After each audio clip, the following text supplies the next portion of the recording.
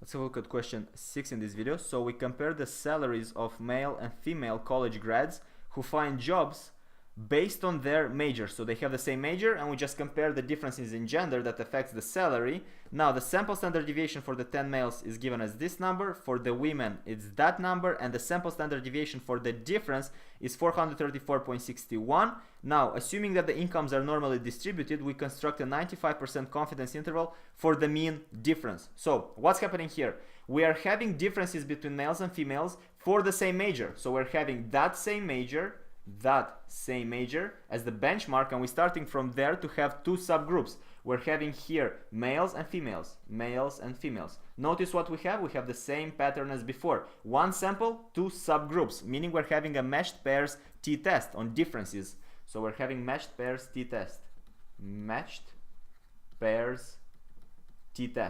Now, how do we construct a confidence interval of those differences? Well, we're going to use the sample difference plus minus a margin of error, and the margin of error is going to be the t-critical value that we need.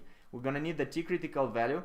If we're having a 95% confidence interval, then the significance level is going to be 5% spread on two tails. It's going to be 0.025.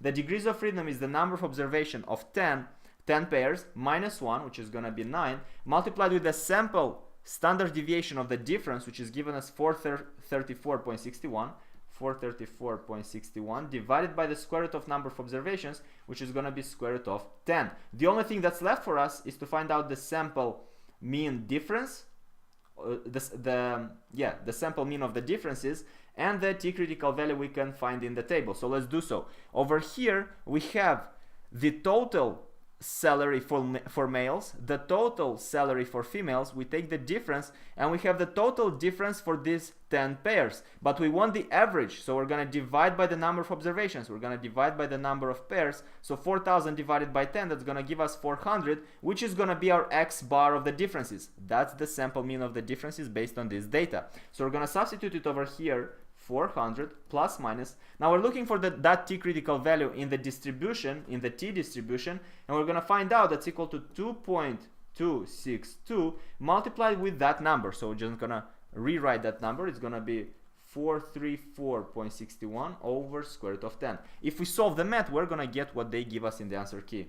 So the confidence interval is going to be 89.12 until 710.88. So the answer to this question is true. And before finishing off, this was all mechanical, mathematical, and so on. What's the intuition? What's the confidence interval telling us? Remember, this is an estimate. This is an estimate for the difference in the population.